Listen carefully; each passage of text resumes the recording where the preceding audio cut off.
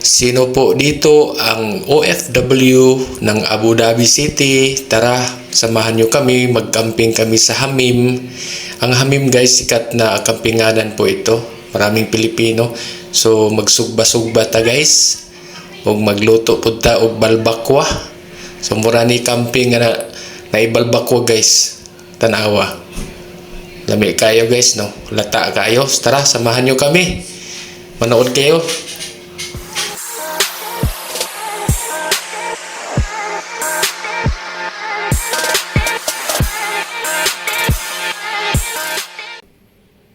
Hello guys, good evening, mag-camping sa amin guys. Ito po yung baon namin guys. Nandyan yung balbakwa na humok na ang karni ng balbakwa. Lulutuin na lang doon. So nag-aantay kami sa aming kasama para abot na guys. Ayan na guys, dumating na yung kasamahan ko. Continue for 1 kilometer. Okay. So going na sa Hamim guys. Doon na sa Hamim. Muna siya amo ang rota guys. Ana din ang mga fishing. Dili din fish. Disyerto. Nga na ay aabot nami guys. Abot nami. So nood na kayo ha. Yan po ang anak ko.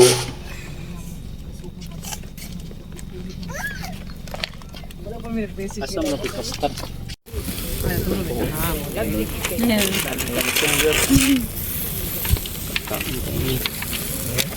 Kami baboy nila dito. Nabukal na oh. Bukal na. Mata ka ba?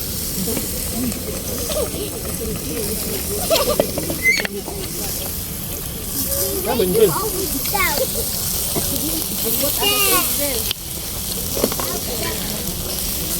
Yung picture namin, no? Video, no? Maikuputan yung mukhang nito, masig mapaso. Guys oh, balbakwa guys oh. Oo, deh. Tur kayak gini man. Piki na. Kiki. Lami oy.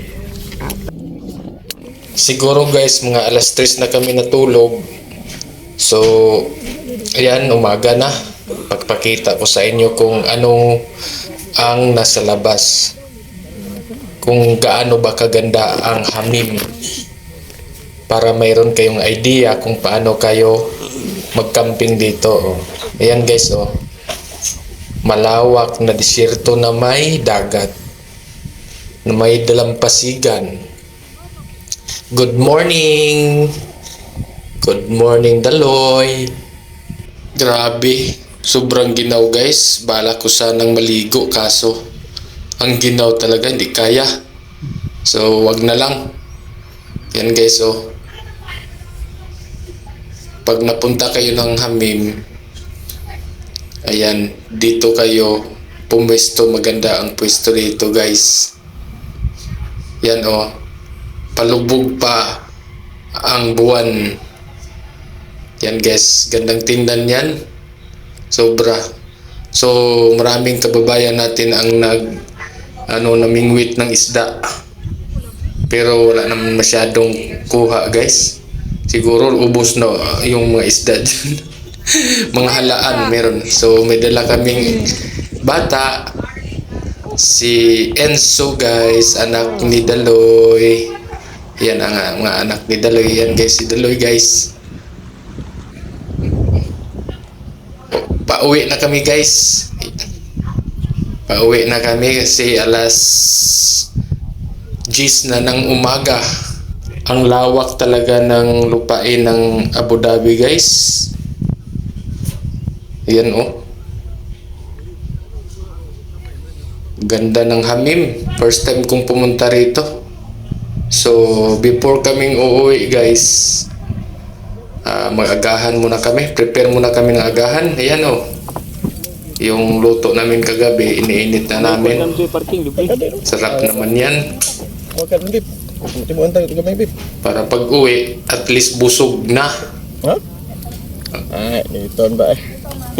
Bawara tayo ha. Utang mo to sa gilid. Diba? Tingnan natin yung balbakwa guys kung nabukal na ba. Ayan, kumulo na. Ayos. So, ayan guys, oh. Iligpitin na namin yung tent namin kasi alas 10 na, mainit na. Mainit siya konti pero sobrang lamig din. Mainit yung araw pero yung hangin sobrang lamig. Magpingkis-pingkis ang ating pisngi. Yan guys, oh. Ang linis ng tubig. Marami daw halaan dyan. Nung gabi, naghalaan sila. May parang isang Caltech na halaan ang nakuha nila. Yung shell ba? Yan, ready na yung anak ko. Nakasakay na sa kotse. So, ready nang umalis. Ayan. Pinasok lahat ang tent at saka mga upuan. Sunod ang kunin lang daloy, oh. Ready sa pag-uwi ng bahay para makatulog ng maayos. Yan na guys. Pasangin lang. Going home na. Tara na. Kas arabe ta maistoryahan no. Kuan din ta tingyo wow din ta. Sa Pilipinas. Wala. Ang kuan di ginas sabot. Na asa pa na mga kuan, may muhugaw gyud na sila na mosalig sa kanang mid ba. Oh. Mga lokal diri, mga Arabic na. Grabe oh. Lumbay magid sila panguan oh. Kan Kot-kot gid, oh. kana laging bugnaw, ting bugnaw gyud. Kini diri tanan puro ginatin ganto pa doon. Seryoso dyan to iya pagpanguha. Oh, lagi seryoso gid. Una niya murag pito ka Caltech na. Yung isda diri kay. Pero pito ka Caltech sa niya. Suroy din niya dito sa. Kana diha kana na ibato. Ayan na guys, malapit na tayong makarating sa bahay.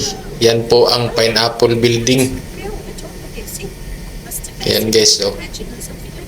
Pag mainit ang araw, lahat yan natatakpan. Pero pag walang araw, biglang bubukas yan. Makikita mo ang loob niyan. Kasi glass yan guys. Sabi nila. Grabe ka-high-tech na building na yan. Ayos, tara. Uwian na, malapit na. Magatulog ng maayos.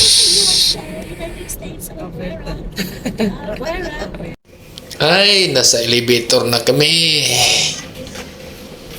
Grabe. Bilar guys, bilar. Sarap matulog. Ay, ligo muna bago matulog. Kasi busog na. Yehey! Nasa bahay na. Okay, goodbye.